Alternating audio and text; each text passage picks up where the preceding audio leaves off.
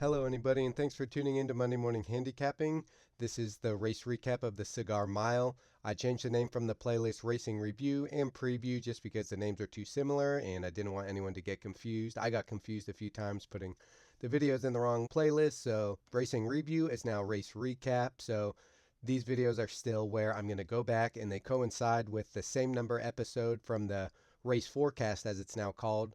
The race forecast, of course, is where I make a prediction about a race, and the race recap is where I go over the race that I picked, look at my winner, look at the race and all that, give some commentary about why my horse did or did not perform as expected. But either way, you probably, if you watched my last video, you know all this already, but I just thought I would recap for any new listeners. So we're going to go over the Cigar Mile this time. It was race number 9, December 7th, 2024. The Grade 2 Cigar Mile, Aqueduct racetrack for 3-year-olds and upwards, 1 mile, 1 turn on the dirt. Little agenda of what this video is going to entail. A brief recap of my analysis of the race shape, brief recap of my top selection and the merits of that horse, recap how I expected the race to go as mentioned in my previous video about this race, look at my proposed wagers, watch the replay with my added commentary, what I'm seeing throughout the race, what I'm thinking as a race watcher, review my selection in accordance with the result. So we'll look at the result, win or lose, go back and take a little look and see if things were confirmed or denied. Basically based on what I went over in the race forecast before the race was run, see if what I saw on paper kind of panned out the way I thought. And then we'll review my proposed wagers and any returns that it may have had. So first we're going to just go over the race shape, and I'll try to do these quickly. It was a field size of 11. The pace setters are the front runners. I thought were going to be the horses 2, 3, and 8. However, none of these had run well at this level. The stalkers or mid-pack, either near the front, near the back, somewhere in between. 4, 5, 6, 7, and 10. The 5, 7, and 10 had recent class and form edge over the 4, 6, so I sort of favor the 5, 7, and 10 out of the stalkers. And the 1 and the 9 both fit at the level and should have put in their run late. I expected them to anyways. My top pick was number 7 Locked, was 9-2 on the morning line. I like this horse because it had top trainer, top jockey. It was a 3-year-old son of Gunrunner who was very good in route when Gunrunner was a racehorse. Now he's just a sire, or he fathers other racehorses, and some of them take on his ability. This horse Locked was purchased for $425,000 out of the Gunrunner's $250,000 stud fee. The 1 mile should not have been an issue because Locked had run well in routes prior to today's race. His 2-year-old season, he had lots of back class, debuted against Jess Steele, who was a horse that was highly touted for the Kentucky Derby early on, and Locked had a little bit of trouble on that debut, but still closed well. The next time out, Locked won by 7 1/4 lengths, stretching out to a mile, so again, the mile should not be an issue. Won a grade 1 after that, going a mile in the 16th at Keeneland, and then after that started another grade 1, which is the cream of the crop racing. Ran third to Fierceness and Muth, who are both very, very excellent horses, and they both won their next out race after that. So ran third to 2 really, really talented horses, which just sort of confirms Locke's ability. Again, as I mentioned in the video prior, the race forecast, how I predicted the race going, number 7 Locked would break well and be about 3 to 4 lengths off the pace setters, again, who are the 2, 3, and 8.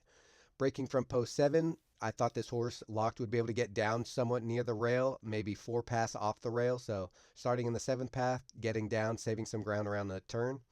The jockey is a seasoned veteran and should be able to keep this horse out of trouble.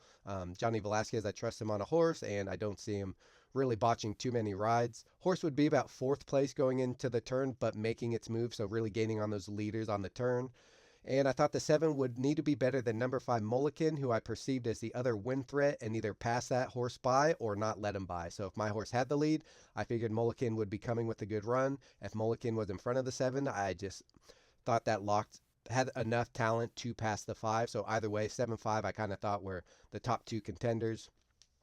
How I played the race, $5 to win on number 7 Locked, 9-2 on the morning line. I think he went off just over 2 to 1, so the public bet him down, my top pick to win. $5 worth of exactas. I had $3, the 7 in first place with the 5 in second place. So my top pick over the other best horse today, in my opinion. So if I'm just absolutely right, I have the exacta for $3. A $2 exacta, the 5 in first with the 7 in second.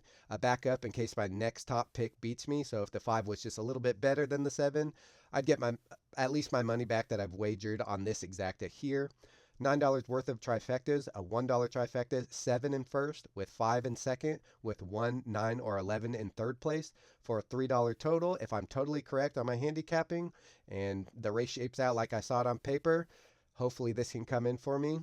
A $1 trifecta, 5, 7 in first, with the 5, 7 in second, so either one of these to win, and the other one has to come in second, with a 1, 9, 11 in third. That's a total of $6. If I'm totally correct, I hit the trifecta twice, or if my next best wins and I'm still correct in the 7 running second to the 5, I would hit a trifecta there, which hopefully means my exacta and my trifecta comes back, which I would say definitely would pay for my $19 total on the race. So now we're going to go ahead and watch the replay, and I'll just add a little commentary based on what I'm seeing during the race and sort of what I'm thinking. So I expected the 2, 3, and 8 to sort of set the pace. The 7, we're going to watch him break right here. Gets out pretty cleanly, no bumping.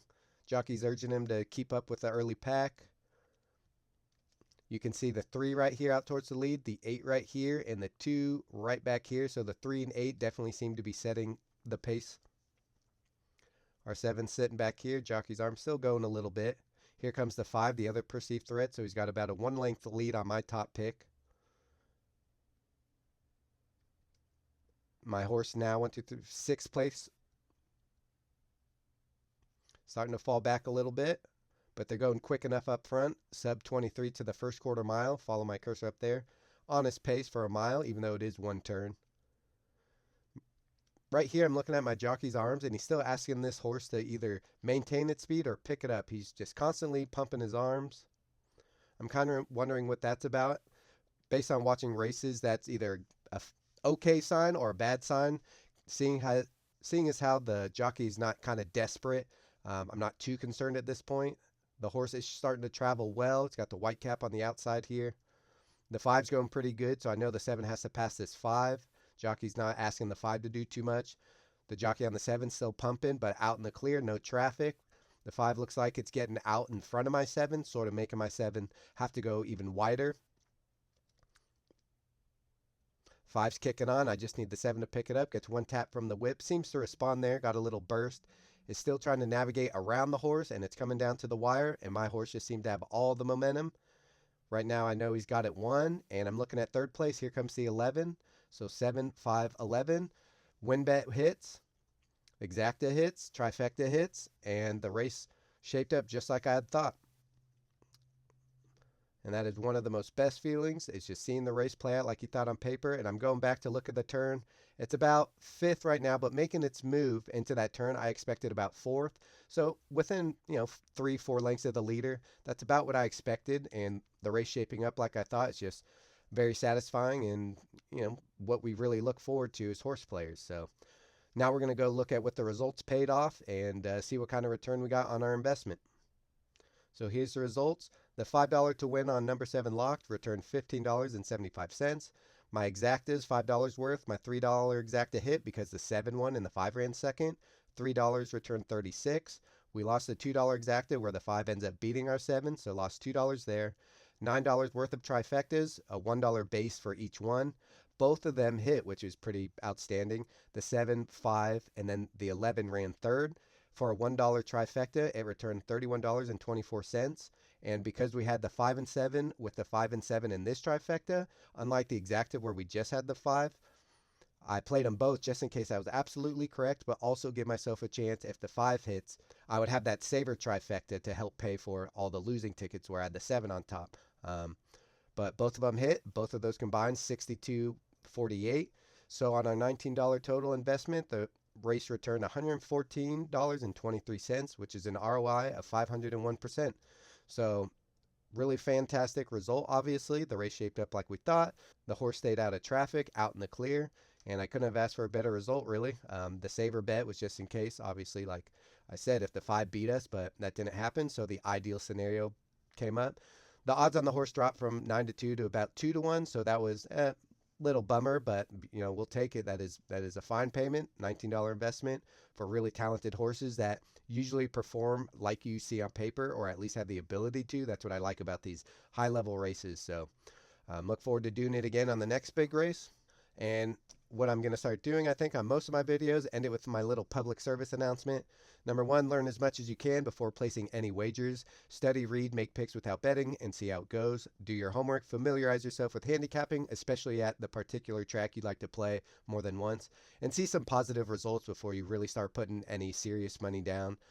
Just make sure that you're seeing the ball well. Even if they're running second or third, they're giving you a little bit of a thrill, a little excitement. They're close to winning. You're probably on the right track. Number two, start small and simple. Don't wager any money you can't afford to lose. Don't overcomplicate your wagers. Just start with win bets and then move on to other exotic bets. Bet primarily based on your own handicapping. Don't make last second changes. I've run into plenty of trouble with that. Just if you spend all night handicapping the races, the next day don't do a quick handicapping session and change your bets. If you put the time in, trust your gut, trust what you were seeing when you were really diving in, and don't make off the cuff or on a whim sort of changes late. Just my advice. Have convictions in your selections and structured tickets accordingly, or don't bet. For example, in this race that we just looked at, I really liked the 7, I liked the 5, and I liked 3 horses underneath, so I bet that accordingly. I bet to win on the 7, the 5 and the 7 in the exactas, the 5 and 7 in first and second in the trifectas, and I saw the ball well, and all of it paid off. Number 3, don't expect to win or make money. Keep it fun. Keep your limits. If you go to the track and you have $100 to spend, keep it at 100. Don't bring more cash. Leave your debit card somewhere. Just keep it fun. Have limits. Don't get carried away with it. Get rewarded for your educated guesses. Again, if you like a horse, put $2 on it. $2 hopefully not breaking the bank. And if you win, then you get a little bonus back for actually putting the time in and putting your money where your mouth is and betting your opinion. And just consider betting your cost to admission. I used the example the other day, like going to a baseball game. I'm personally probably going to spend at least $200 just going to a game to sit and watch, which is a fun outing. Not really a chance of return, depending on what state you live in. In my state, sports betting's not legal, so just consider $100 at the track, just your cost of admission. And if you lose it, just act like you went to a baseball game and bought 4 hot dogs and a couple of sodas. Otherwise, just keep it fun, keep it simple. If you like this video, please like it, share, subscribe, share with especially newcomers to the horse racing scene. That's really who I'm trying to target. So again, thanks for watching, and I'll see you next time.